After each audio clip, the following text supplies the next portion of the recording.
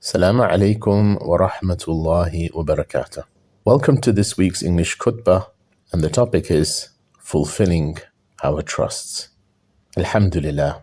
All praises are due to Allah, the one who has presented to us the trust of bearing witness to His oneness.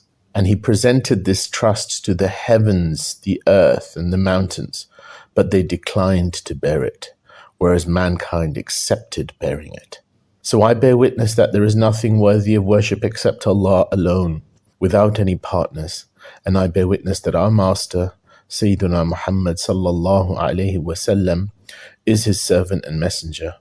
He is the one who fulfilled this trust and conveyed this message to all of humanity, thereby serving as an example for all of us to emulate. O Allah, bless him. Grant your peace and blessings upon him and upon his family, his companions, and all of those who follow him in the best of ways until the last day. Amma ba'd. As for what follows, I advise you, as slaves of Allah, to have taqwa of Allah and to fulfill your trust with regards to him. For by doing so, your status will rise and your position with him will be elevated. For Allah subhanahu wa ta'ala says, يا أيها الذين آمنوا إن تتقوا الله يجعل لكم فرقانا ويكفر عنكم سيئاتكم ويغفر لكم والله ذو الفضل العظيم. O you who have believed, if you have taqwa of Allah, He will grant you a criterion and will remove from you your misdeeds and forgive you. And Allah is the possessor of great bounty. Ayyuhal mu'minun. Allah subhanahu wa ta'ala tells us with regards to fulfilling our trusts in the Quran by saying, إِنَّ اللَّهَ يَأْمُرُكُمْ أَن تُؤَدُّوا الْأَمَانَاتِ إِلَىٰ أَهْلِهَا. Indeed, Allah commands you to fulfill your trusts to whom they are due. Brothers and sisters, the matter of fulfilling our trust is of great significance. For Allah subhanahu wa ta'ala has literally commanded us to fulfill them and has warned us against the betrayal of trust. For He says, يَا أَيُّهَا الَّذِينَ آمَنُوا لَا تَخُونُوا اللَّهَ وَالرَّسُولَ وَتَخُونُوا أَمَانَاتِكُمْ وَأَنْتُمْ تَعْلَمُونَ. O you who have believed, do not betray Allah and His Messenger, or betray your trust while you know the consequence.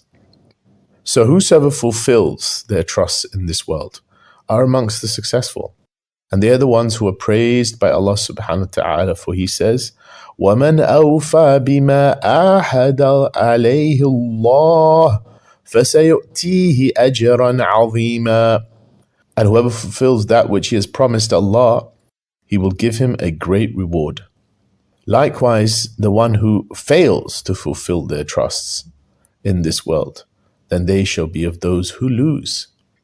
And for this reason, because of this gravity of betraying of trust, the Prophet ﷺ used to seek refuge from it, saying, أعوذ بك من الخيانة فإنها بئست البطانة. He said, I seek refuge in you, O Allah, from treachery, for indeed it is a miserable hidden trait. Brothers and sisters, it is also for this reason that He, sallallahu alaihi wasallam, would often connect our faith in Allah subhanahu wa ta'ala with the fulfillment of our trust. As Anas ibn Malik radiallahu anhu reports that the Prophet sallallahu alaihi wasallam never addressed the companions without saying, لا إيمان لمن لا أمانة له ولا دين لمن لا عهد له.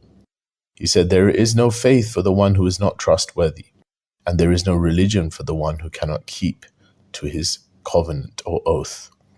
Thus, brothers and sisters, the believer is the person who, by the very definition of their being a believer, should not break their promises or act treacherously in the things they have agreed upon in their contracts or oaths or other agreements. Hence, the Prophet ﷺ said, إِنَّ الْأَمَانَةَ نَزَلَتْ فِي جَذْرِ قُلُوبِ الرِّجَالِ. He said, indeed, the ability to fulfill trust has descended into the very roots or the core of the hearts of those faithful men, or the men who are true. And this indicates that the ability to fulfill trust is something that is gifted by Allah subhanahu wa ta'ala and is ingrained in our innate nature. And so the question then becomes that those who do not fulfill the trust are obviously corrupting that innate nature and are going against their own innate integrity. And so by giving themselves to this egoic way of narcissism, of arrogance, of lying and tricking and deceiving those around them, in reality, they're only deceiving themselves, deceiving their own innate truths. And so such people cannot be called true men, for they lack the true nature of manliness. And this is why Sayyidina Umar al-Khattab radiyallahu anhu once addressed the people by saying, "Man adda al-amana wa kaffa an a'rad an-nas fahuwa rajul." The man who fulfills his trust and refrains from meddling in the affairs of others, that is the man, or that is the true man. Ibadullah, O servants of Allah. This topic of fulfilling our trust is a vast topic, and its scope is wide.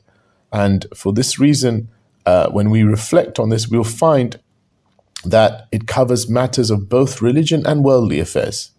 And when it comes to religion, then everything we've been told to do in the way of worship is being given to us as a form of trust.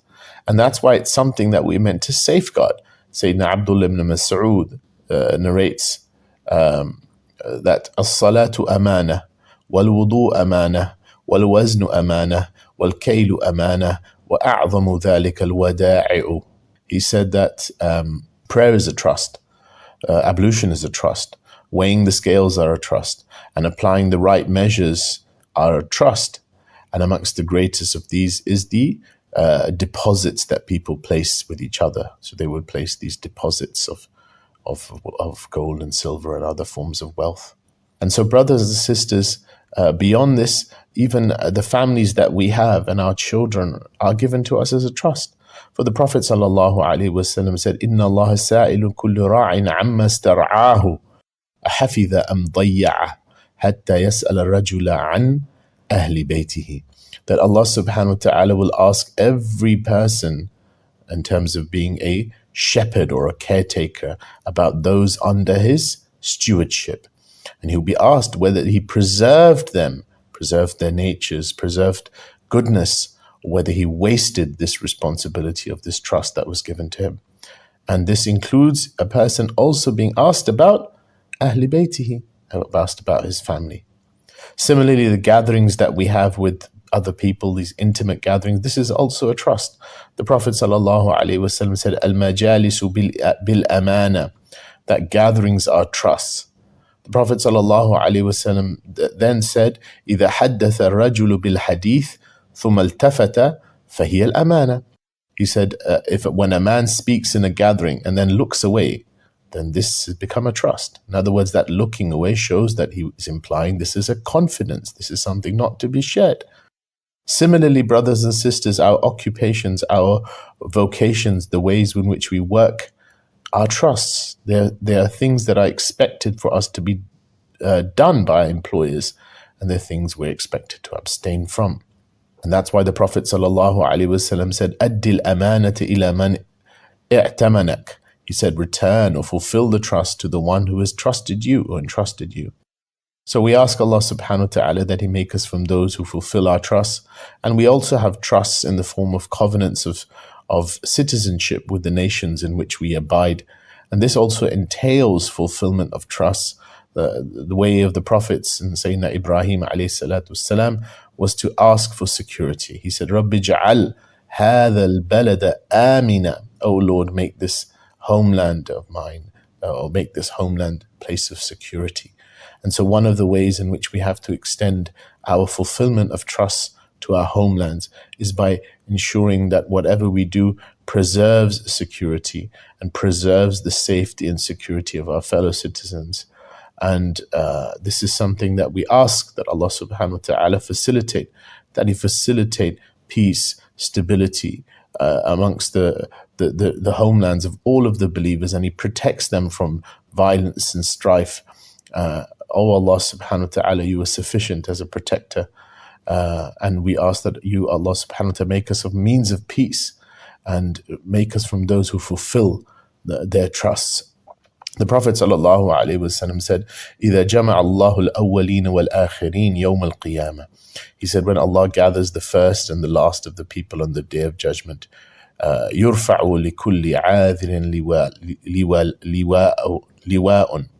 He said, a banner will be raised for every person guilty of a breach of trust. فَقِيلَ هَذِهِ. This is غَدْرَةُ فُلَانِ ibn فُلَانِ. And it will be said, this is the treachery of so-and-so, the son of so-and-so. And this means that people will be revealed for the hypocrisy, just as people will be revealed for their truthfulness on that day. So we ask that Allah subhanahu wa ta'ala make us from those of truthfulness. And that is not something difficult for Allah. وَمَا ذَلِكَ عَلَى اللَّهِ بِعَزِيزٍ وَالْحَمْدُ لِلَّهِ رَبِّ الْعَالَمِينَ. And with that come to an end this week's khutbah. Assalamu alaikum wa rahmatullahi wa barakatuh. This khutbah was brought to you by Idha'at al-Quran Abu Dhabi. Allahu Akbar, Allahu Akbar. Allah.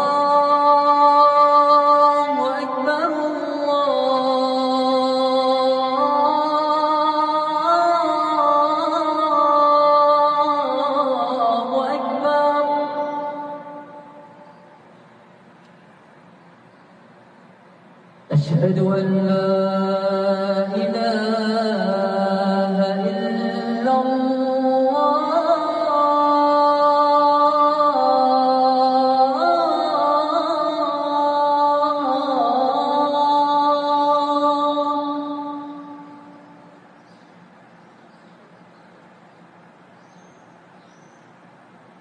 أشهد أن لا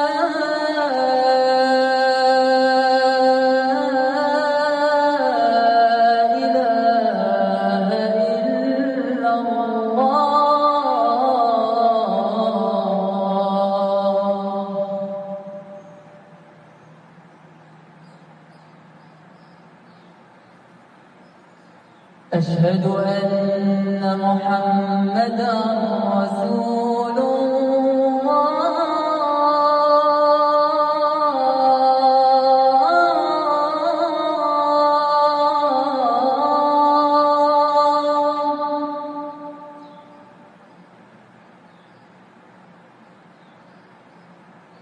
أشهد أن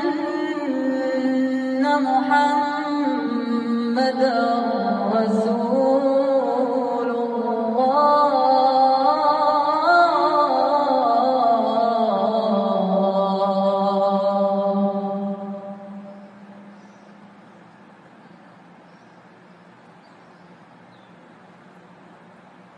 حي على الصلاة.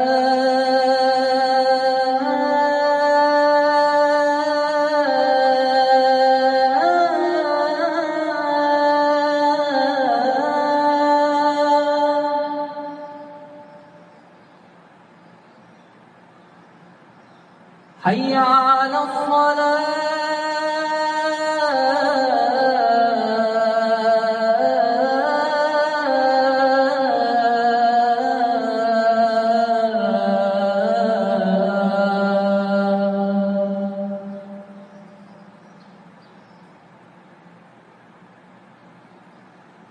حي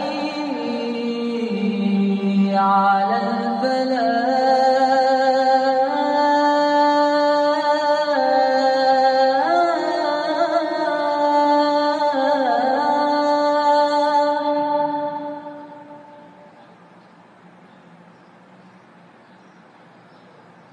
حي